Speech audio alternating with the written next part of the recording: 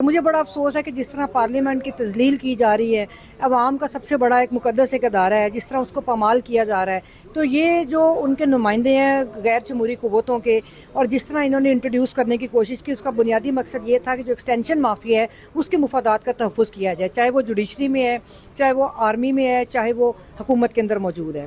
دوسری بات یہ ہے کہ دیکھیے ایک طریقہ کار ہوتا ہے، آپ کو یاد ہے جب 18ویں آئینی ترمیم آئی تھی تقریباً 1 سال لگ گیا تھا ڈیلیبریشنز کرتے ہوئے، اور کانسٹیٹیوشنل امینڈمنٹ ایک بہت بڑی بات ہے، اس کا پورے ملک کے نظام کے اوپر، لوگوں کے حقوق کے اوپر اس کا امپیکٹ ہوتا ہے۔ تو جس طرح خفیہ انداز میں یہ بھاگ دوڑ کر کے، اور جس طرح 2 گھنٹے کے اندر راتوں رات یہ ترمیم منظور کروانا چاہ رہے تھے، اس طرح کبھی بھی کوئی آئینی ترمیم کے منظور ہونے کا یا اس کو پیش کرنے کا کوئی تصور کسی جمہوریت میں نہیں ہے۔ تو جس طرح جمہوری اقدار کو پامال کیا جا رہا ہے، ہم نے اس کے خلاف حامد خان صاحب کی سربراہی میں آج ہم نے ادھر پروٹیسٹ کیا، اور اس کے علاوہ جو آزاد منش جج ہیں، دیکھیے پہلی بات پاکستان کی تاریخ میں ہوا ہے کہ جوڈیشری ایز اے انسٹیٹیوشن کھڑی ہوئی، اسلام آباد ہائی کورٹ کے ججز کی بات کر رہی ہوں، اسی طرح کچھ آپ کو تھوڑا سپریم کورٹ کے اندر بھی ایسے ججز نظر آئے جنہوں نے آزاد فیصلے دیے بھی، اور کچھ کوشش بھی کی کہ وہ اپنا آئینی ذمہ داریاں ادا کرے۔ جس طرح ان کو دبایا جا رہا ہے، جس طرح عدالتی نظام کو میں سمجھتی ہوں کہ یہ جو ایکسٹینشن گروپ ہے یہ سپریم کورٹ کو تحلیل کرنے جا رہا تھا، کہ جس طرح جو آؤٹ لائنس ہم نے ان امینڈمنٹس کی دیکھی ہیں، تو اس کے خلاف جو ہمارا رول ہے وہ ہم نے پلے کیا، ہم کانسٹنٹلی آواز بھی اٹھا رہے ہیں، ہم نکل بھی رہے ہیں، ہم پروٹیسٹ بھی کر رہے ہیں، ڈیمونسٹریشنز بھی کر رہے ہیں، اور اب یہ پاکستان کے باقی جو طبقات ہیں ان کا بھی فرض ہے کہ وہ نکلیں اور اپنا اپنا رول پلے کریں۔ اچھا مجھے بتائیں، اس آئینی ترمیم میں بہت سی چیزیں ہیں جو ہم نے پڑھی، جیسا کہ اگر کسی بندے کو اٹھایا جاتا ہے تو عدلیہ اس میں عمل دخل نہ کر سکے، پوچھ نہ سکے کہ کہاں لے کر گئے ہیں۔ دیکھیں یہ تو مجھے نہیں پتا، کیونکہ میں نے تو یہ نہیں دیکھی، آپ سے سنی یہ بات، لیکن اس سے پہلے یہ ضرور ہوتا رہا ہے، جو بھٹو دور میں بھی ہوا، کہ قدغن لگائی جاتی رہی عدالتوں کے اختیارات میں۔ آئین کی 4th امینڈمنٹ ہے وہ، اس میں اس کا ذکر کروں گی، اور اس کو بھی اسی طرح منظور کرانے کی کوشش کی گئی۔ اس میں تو بلکہ جو اپوننٹس تھے، جو اپوزیشن تھی، اس کو پولیس کے ذریعے زبردستی پارلیمنٹ ہاؤس سے باہر بھی نکالا گیا۔ تو یہ بھی انفارچونیٹلی ہماری جو ایک جمہوریت رہی ہے، نام نہاد اس کا حصہ رہا ہے، لیکن اب جو ہے اس سے بھی آگے بڑھ گئے، بجائے اس کے کہ سیاسی جماعتیں کچھ سیکھتی، چیزوں کو درست کرتی، وہ مزید جو ہے ان کا رول بہت منفی ہوتا جا رہا ہے۔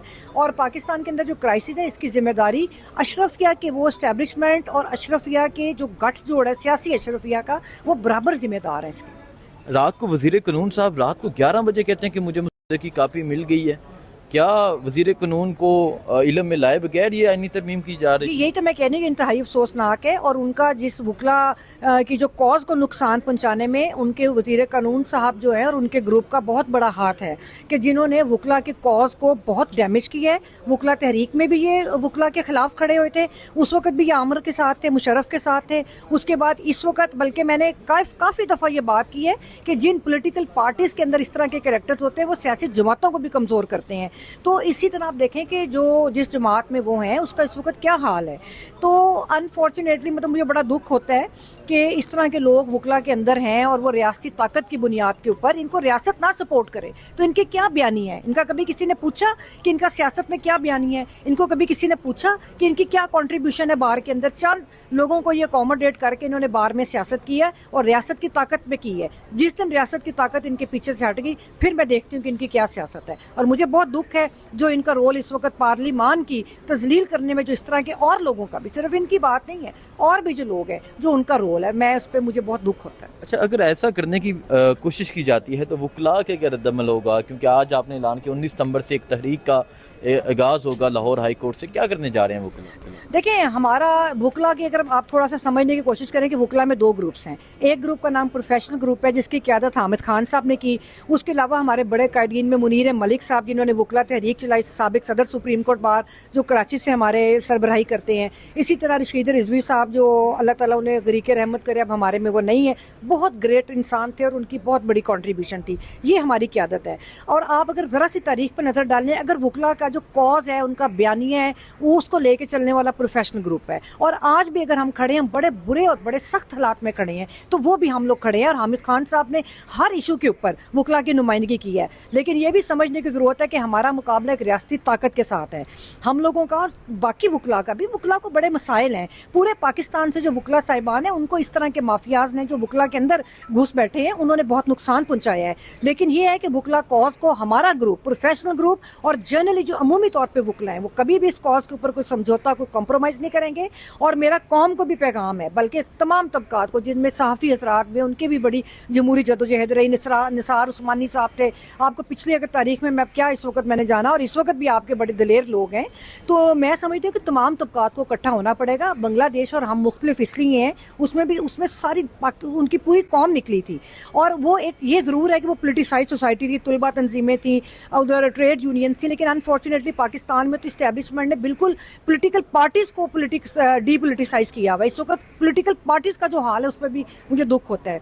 तो हमारा जो रोल है हम वो प्ले करेंगे, लेकिन मेरी पूरी कौम से अपील है कि इस निज़ाम के ख़िलाफ़, इस इस्तेसाल के ख़िलाफ़, इस महंगाई, बेरोज़गारी, अपने बच्चों के मुस्तकबिल के ख़िलाफ़ निकले, क्योंकि ये धरती हमारी धरती है और हमारा इसमें खून है इस धरती के अंदर। ये पता नहीं, ये जर्नैलों का तो मुझे समझ नहीं आती, और जो सियासी अशरफिया है कि यहाँ से लूट मार करके सब कुछ इनका बाहर है, और पता नहीं किन ताकतों के ऊपर इन्होंने पाकिस्तानी कौम को यरगमाल बनाया हुआ है। तो हमें असल आज़ादी के लिए जो पाकिस्तान की इंटरनल हमारी लड़ाई बाहर किसी से है ही नहीं, हमारी तो अपने इस निज़ाम से लड़ाई है जो इस्तेसाली निज़ाम है, और उसमें हर तबके के अंदर, इवन फौज के जो निचले रैंक्स हैं उनको भी प्रॉब्लम्स हैं। तो हम सबको इकट्ठा होके और इनको भी समझना चाहिए और इनको पीछे हटना चाहिए।